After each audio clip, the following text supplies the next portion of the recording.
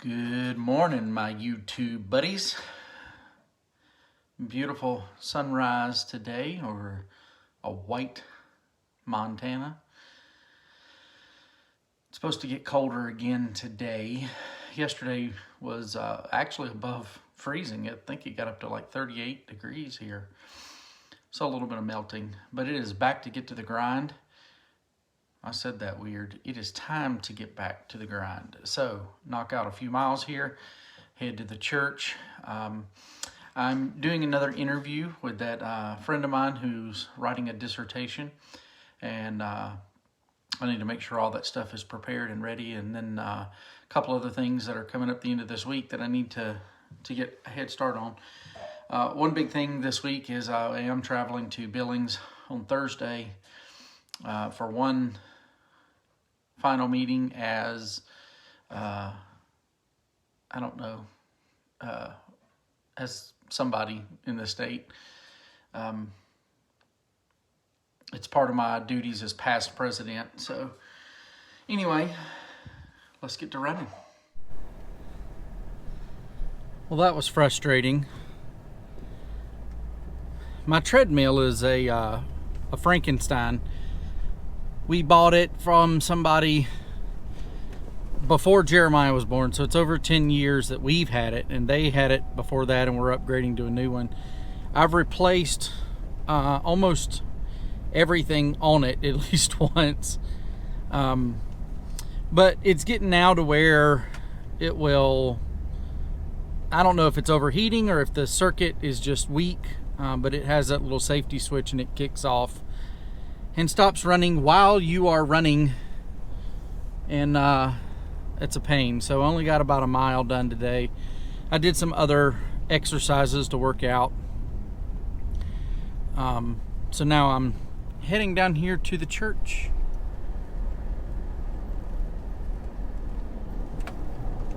It's bouncy. All right, let's move back into the office. I brought my balance board, my saxophone, books, everything that I'll need to be out of the house for a while, get some work done. So the interview that I'm doing today is a follow-up or continuation of one that I did earlier. But this pastor buddy of mine is writing a dissertation about rural ministry. And this week, or this interview, we're going through a lot of numbers and logistical things about churches and their growth and all that type of stuff. It's very interesting stuff if you're a nerd like me. There's things like, how many seats does your sanctuary have? I mean, what's the capacity of your building? What does it look like? What do visitors see? What type of outreach are you doing in the community? They're all logistical things that pastors should take a look at. And to be quite honest, very plainly, most rural pastors don't pay attention to those things. You ask a big city church what's their average church attendance in relation to the capacity of the building, and what is their plan when they reach 80%, and they'll know. They know all those details. How much room do you have for small groups or Sunday school, and what areas of growth are needed in order for that to continue to grow? They'll know those things. Most rural pastors don't pay attention to that. I think to their detriment. One of the things that I've tried to do here is keep an eye on the demographics and those logistical things here in our church, so that we can do that. So here's a picture of what our church looked like when we first got here and moved here. And at that point, it only sat about 60 people. There was a lot of unused space. When we redesigned to what it looks like now, we can now sit 80 people.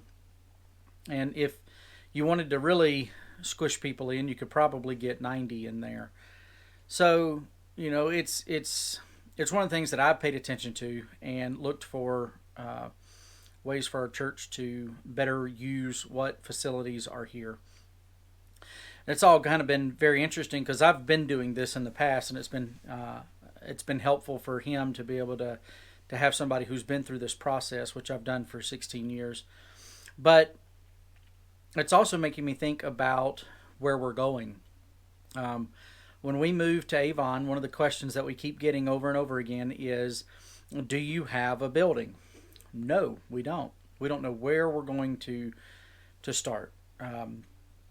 My prayer is that God will somehow provide a house that has room for us to start Bible studies in, and maybe develop a core group with that, and then look to move to a different facility. But honestly, church starts don't usually have buildings of their own. Most of them start in different locations and have to bounce around a little bit until they can find a permanent location.